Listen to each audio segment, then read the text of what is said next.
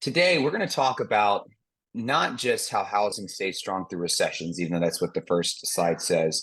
Really, what we're going to talk about today is something that I know you probably have heard a ton of, is something I've heard a ton of, which is a lot of buyers and sellers for that matter are hesitant to either sell their property or buy another one because of one of two reasons. And for some, it's both reasons. Reason number one is they're like, interest rates are too high, so I'm going to wait for them to come down. And then reason number two is, oh, home prices have gone up so much in the last few years. We're in a bubble, and that bubble is going to burst. Have you heard either one of those in the last year or so, Ashley, from buyers and sellers? Oh, yes. I hear that from both buyers and sellers, and especially lately since the interest rates just went up again. Yeah. I believe last week or the week before. It's just something that really causes people to pause. So I'm really glad we're doing this webinar today to explain why they most likely don't need to be as concerned as they might be based on experiences they've had in the recent past, like in the early Yeah, 2000s. absolutely. And if this is why we're starting with this idea of a recession. So recession is something that's oftentimes feared. You can see that since we started collecting data on this, anything that is in this kind of dark gray bar, these dark gray bars represent recessions that we've been through as a country. Now you'll see that for every single one of these recessions that we've had, home prices have stayed incredibly strong. There is one exception, and that exception is in 07, 08, the Great Recession, as they call it. We're going to talk a lot about this particular recession today so that we can compare and contrast it to where we are right now. But here's the big thing I want folks to understand. Recessions do not cause housing prices to go down. If anything, recessions, because interest rates oftentimes go down during recessions, sometimes recessions actually help the housing market. The reason this one sticks out right here isn't because this recession caused home prices to go down. It's because it was actually the housing market that caused the recession, or the housing bubble that caused this recession. So how is where we are now fundamentally different from where we were then? And I'm kind of battling a cold, so forgive my voice. So it really all is going to start with this graph or this chart. All right. So right here, whenever you see a black bar, this represents housing supply, homes that are being completed.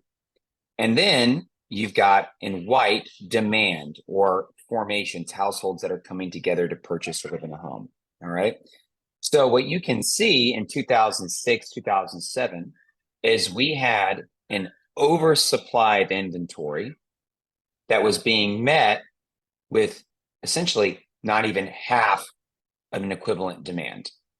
Now, if we're going all the way over here to where we are now, you can actually see that we've got an inverse of what we had in 2007, 2008, 2006, 2007, 2008, to where when it comes to actual demand, households formations, we don't have enough supply to actually meet that demand. And there's a reason for that.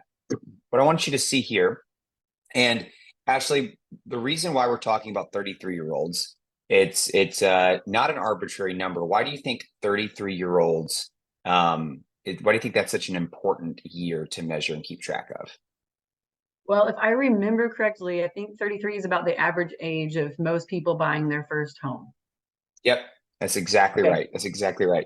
That's also when you're in your early 30s, that's when you're supposed to be entering into your essentially the part of your professional career where your income is going up the most on a year-to-year basis. So like you're ready to buy a home, your income is growing. The font didn't show up correctly here, but we've got the silent generation, boomers, Gen Xers, millennials, and post-millennial. So what's interesting is in 1973, that's when Roe v. Wade became law of the land. And as soon as Roe v. Wade becomes law of the land, you can see there is a precipitous drop in birth rate. Some of the lowest birth rates we had since the 1920s to the 1940s. Now, why is a low birth rate? Why is that important? Well, I want you to think if you're born in 1973, that means you're turning 33 years old in 2006. So look what's happening. You are having a ton of houses being built.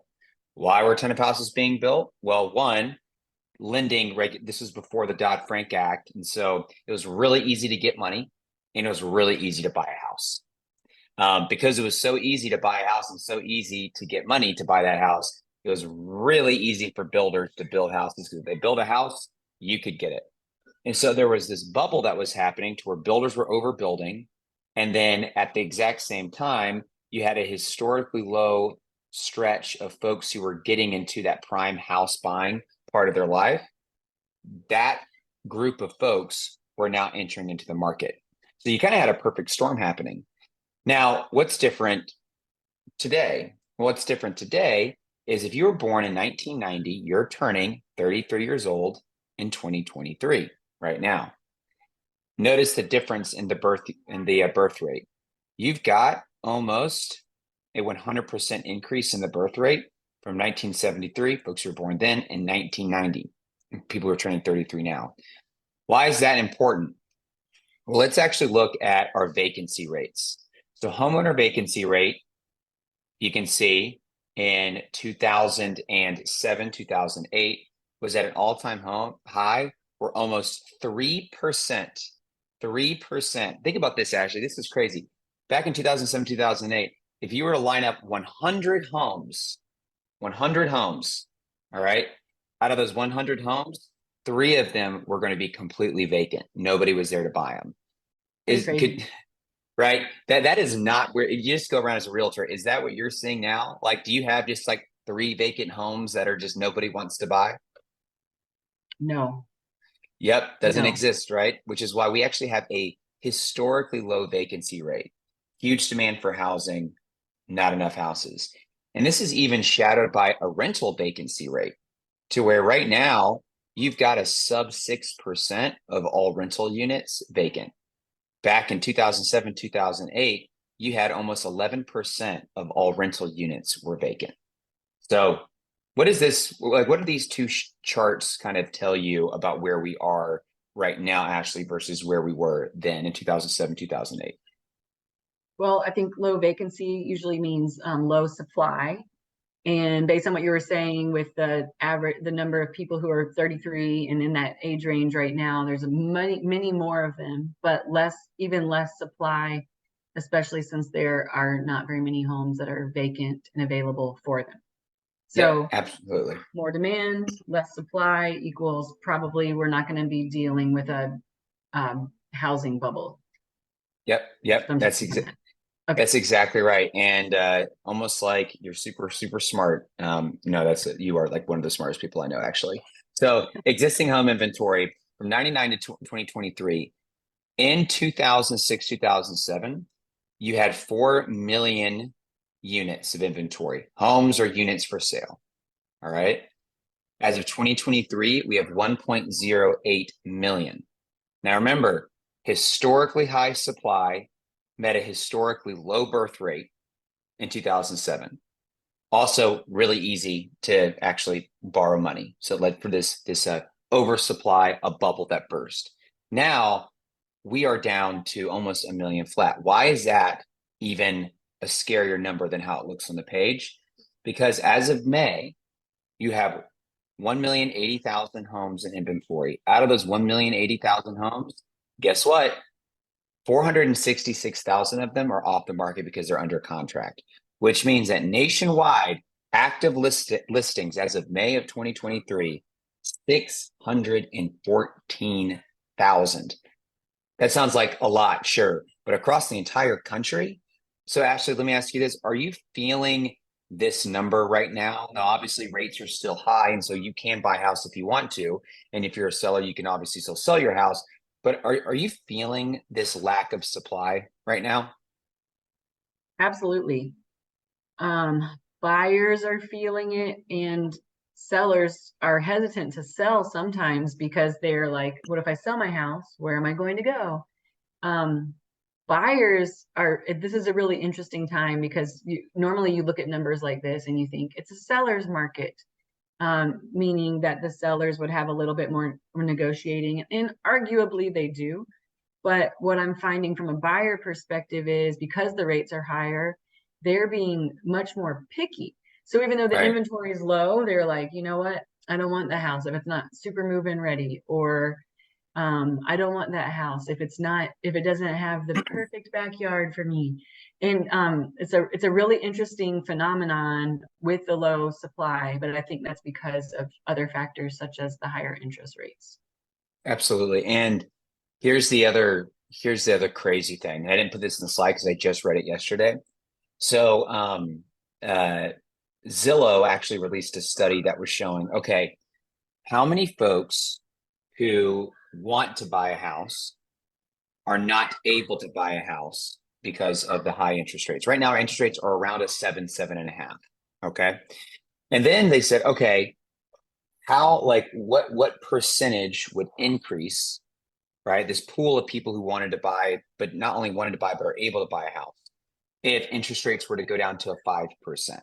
And what they found is that if interest rates were to go down to a 5%, so not even the COVID 2.5, 3%, just if interest rates were to get down to a 5%, the pool of qualified buyers ready to buy would double, literally almost overnight. It's going from a 7.5 to 5%. And as a lender, let me tell you, I tell people all the time, like, wait, that's all I qualify for? It's like, well, if you had a 5% interest rate, then I could, add $80,000 to your purchasing power. And so you have this really interesting stalemate to where the values of homes post COVID are not really going down. They're actually still going up because we have no inventory. But then the pool of buyers is restricted because rates are so high. So what does Right. that mean? That means when rates go down, and they will eventually go down, they always do. If they get close to 5%, you're going to have an even more overwhelming boom of demand that's meeting an even smaller crunch of inventory. And then you could actually see home prices skyrocket again, like they did during COVID.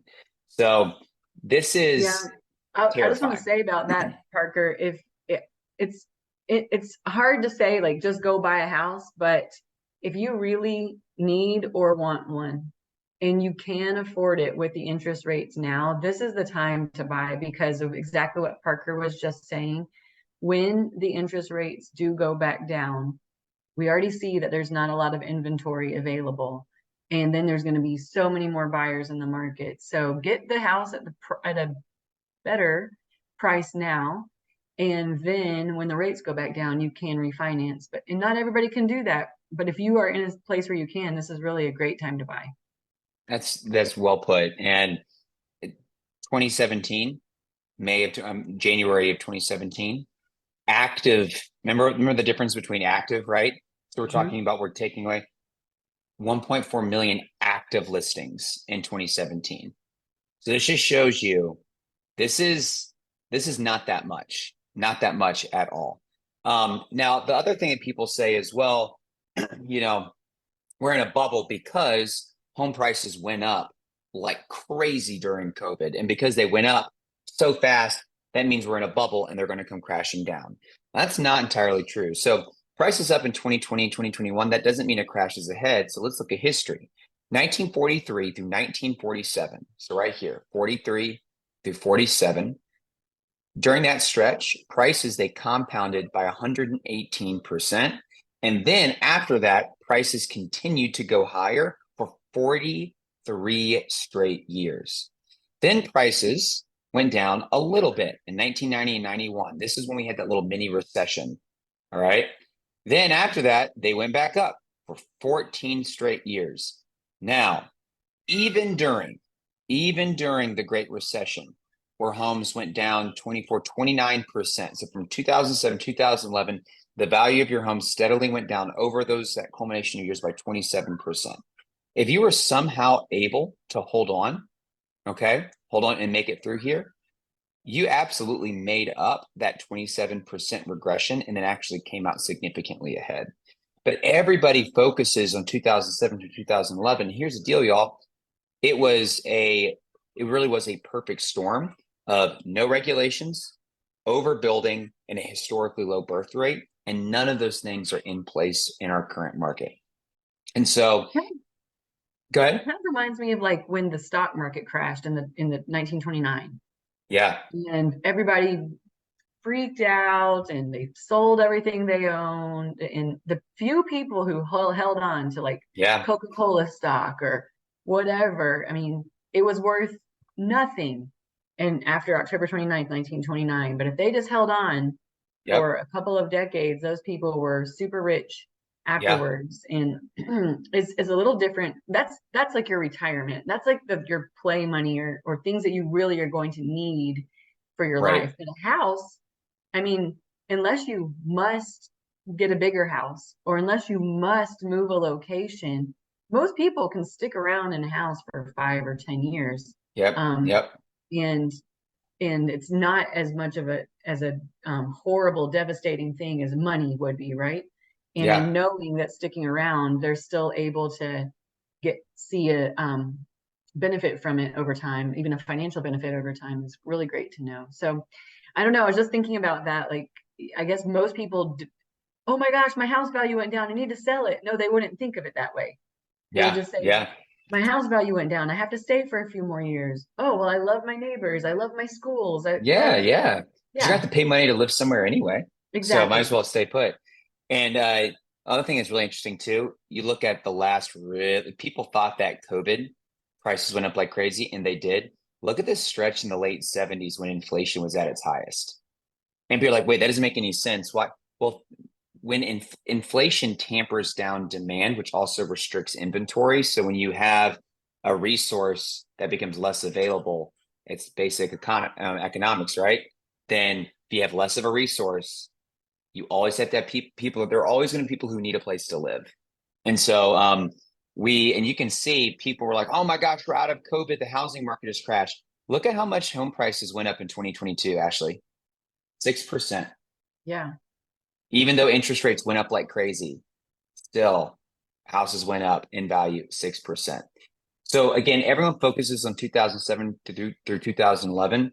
Here's what was different. We had way more inventory back then. We had a historically low birth rate and lending standards. It was the Wild West, as my dad likes to say. Like you could walk in and it was called a ninja loan. It was like a no doc. It was like you didn't verify your income. They didn't verify your assets. They just gave you super high interest rate and gave you the money. Just crazy. Um, and then home prices are turning higher. So you can see that January, February, March, April, this PowerPoint was made in May, but you can see that we had some negative regression during the historically slow months. And yes, like we all want our homes to be going up in value. But y'all, this is not what a burst bubble looks like. Even though interest rates are, at their highest in 25, 30 years, you still have homes that are, overall homes are still going up in value. And the other thing to kind of look at too, this was talking about kind of holding on. So there was an 8% appreciation over next year after the bottom, even with 2.4 million in inventory. What does that mean, right? What that means is even when everything bottomed out, and let me see if I can actually get back to here. Okay. Even when things bottomed out in the recession, when you went from the bottom to just the next year, you still saw an 8% appreciation. So again, this graph, all this does is just shows you how incredibly resilient the housing market is, even if you do have a brief period of regression. And yeah, that is. Let me stop sharing. Yeah, so that's where I want to take us on this first Friday is as we get out of summer, as we go into the fall. We don't know what interest rates are going to do. All we know is that they go up, they go down, and they are peaking, and we are all as an industry anticipating them to go down. But be careful what you wish for, because once those interest rates go down, you're going to have especially next spring, you're going to have a rejuvenated buyer base. And that rejuvenated buyer base that are like, yay, interest rates are finally lower. I can qualify for that house that I want. They're going to be flooding the market, and there's just not going to be that much inventory. And so, yeah, I just, if you're looking to buy a house, then absolutely you need to get in the game. But also too, if you're looking to sell a house, don't bet on something that is unknown. And the market fundamentals are still in place, even with rates being high, to where you can still absolutely get an incredible deal on your house if you do want to sell, because we just really don't have much inventory. Ashley, do you have any questions before we wrap this up? Yeah, I actually saw a question come in, but before I ask that question, I wanted to also just add on to what you were saying. Values for your home will continue to go up over time, even if there's a couple dips, as we've seen can happen. But your home will not stay valuable just because you have a home. So Mm, I do see sometimes people like during recessions or during tough economic times, they stop taking care of their home, stop mm, maintaining it. And that actually is going to either cost you more in the end, or you won't get as much value for your home when you do sell it. If, right, for example, your back deck is falling apart, or the various things that you might do, you might not have fixed the gutters in your house, and right. so all this water has been coming down and causing erosion or causing rotten wood. And so definitely try to continue to maintain your house during these times. Even if you just do like one small project every couple of months, it will make your house be a lot more valuable over the long run as well. Yeah, that's um, great. Just yeah, don't just sit on your house expecting to get top dollar for it. You do need to make sure you maintain it. That's a great point. yeah. Awesome. So the question that came in is actually a real kind of interesting one, somewhat applicable to this, I think. So this is a family. They just had a baby. Congratulations. And Congrats. they, the wife usually works, but she's not working right now because of the baby, and she's thinking about taking some time off. The husband does have a job, but they really do want to get that next house, right? Like their Yeah. family's growing, it's time to buy a house.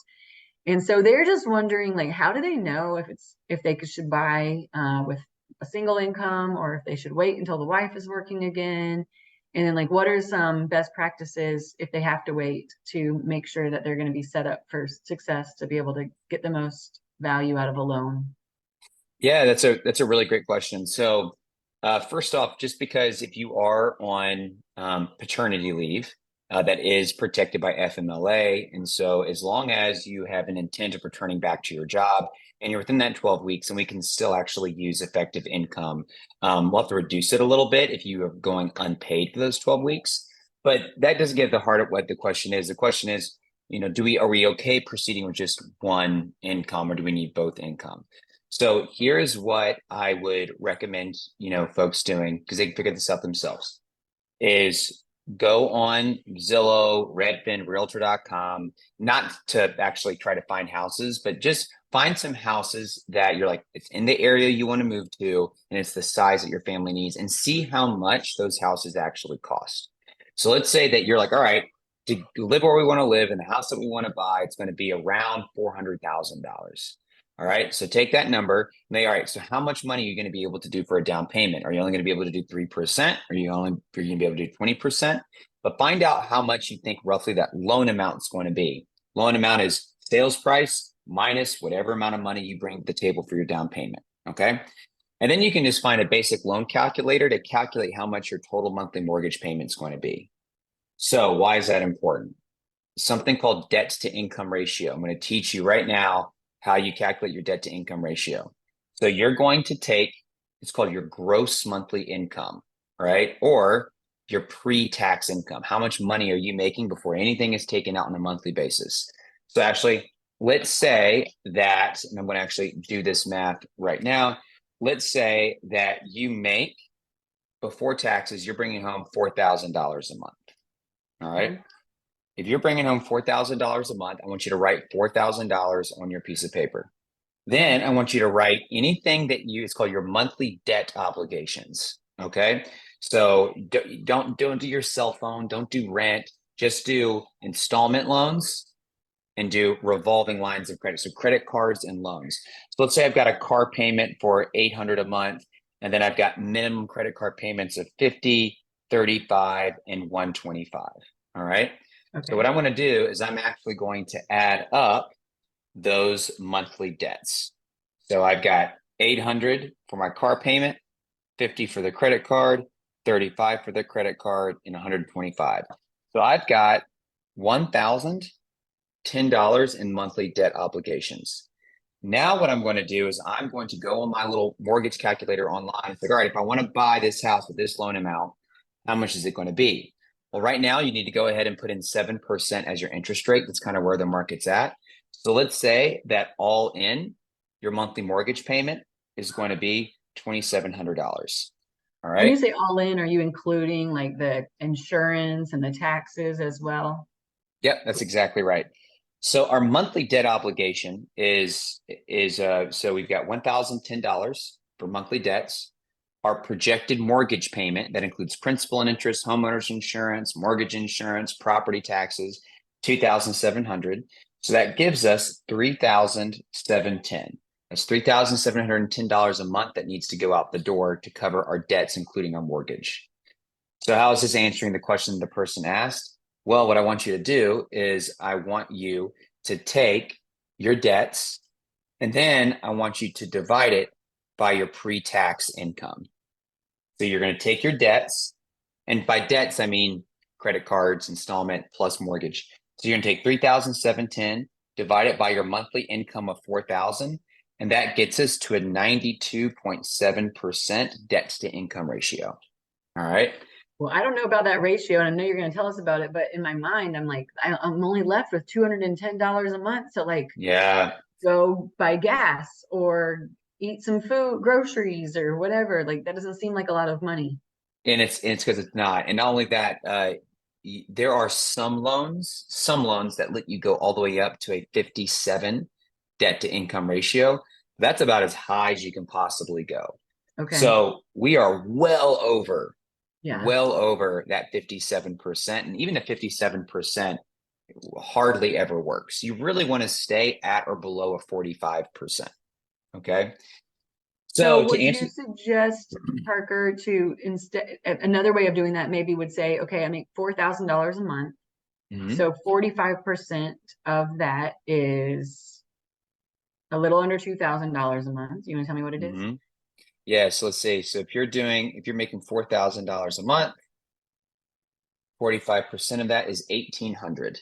1,800. Now then I've got my $1,010 debts, right? So subtract Hmm. that out of there. That leaves us with $790 that we can use towards a housing payment. Yeah. So that's a maybe like a $95,000 house or something, which is like Yeah. really impossible to find right now in this Y- market, in Atlanta Yep. at least.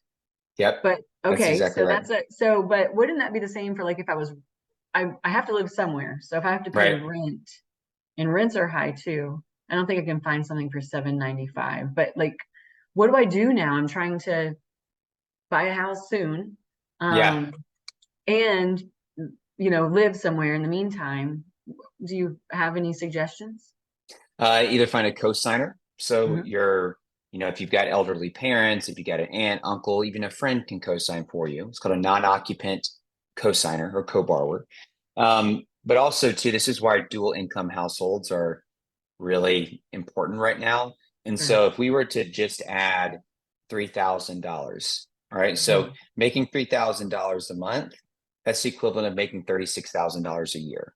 Mm. So even if your spouse or your partner has been working a part-time job and they're bringing in $28,000 a year, that's going to give us $2,333 a month in income we can use. So now let's add 4,000 to it. So now Yeah. all of a sudden, our monthly income is at 6,333. And let's say that person only brings to the table another car payment of 500. So let me add another 500 to our debt. So now here's what's going to be cool. So let's take 1,000. Sorry, let's take 500. All right, so we just got our cosigner. Now our monthly debt obligations, $1,510 plus a mortgage of 2,700. So that gives us 4,210, right? So Mhm. now I'm going to divide that by 6,333. That gets us So down to it gets us to a 66%. So we're getting close, right? So I'm like, okay, we're getting closer and closer to that 55% or 57% that you really need for FHA. And so, but you can see that even adding a part-time income, that gets you from a 92% debt to income ratio to a guy that's now down to a 66. So Hmm. then if you have somebody who is working full-time and making 40K a year, then you can qualify for that $400,000 house that you were wanting. Yeah. So just, and this is where I'm also, I've done a lot of loans recently, Ashley, with friends who are like, hey, either you're going to be my roommate in this apartment, or we can just pull together our resources and buy a house together. Now, be like, well, that sounds a bit messy because when you sell it, who gets what? Yeah. You can actually work all that out on the front end. It's called a equity share lien, to where essentially you have two people doing an equity share lien on the property, to where if anyone, so let's say that you have a huge fight with your roommate who you bought this house with, and they go live in the Netherlands. Well, when the roommate who stays sells that house, that equity share lien has to be satisfied, which means even if you live in the Netherlands, you're going to get the check of the equity that ever was sold. So I've seen that a lot of roommates coming together. I've also seen like I had a really great client. She's a single mom, but she's got two adult daughters, and so the two adult daughters went on the loan with her, and so they pulled together all three of their resources. So it's just all about getting creative in this current market, because if you can qualify, you really can probably get a pretty good deal on a house. So Yeah. um, whoever asked that question probably got way more of a thorough answer than they wanted, but it is important to know how to do that. Yeah. Thank you for taking the time to teach us that just now, Parker. I think it's good for people to think about for sure. Yeah, absolutely. All right. Well, I hope you have a wonderful Saturday. I mean, not Saturday. Gosh, I hope you have a wonderful Friday, first Friday. And then I hope you have a wonderful Saturday and then a wonderful Sunday. Go get some lake time, because I know summer's not done for you. And I'll see you the first Friday of September when the dogs are playing. All right. Sounds great, Parker. See All you. right. Talk to you soon. Bye.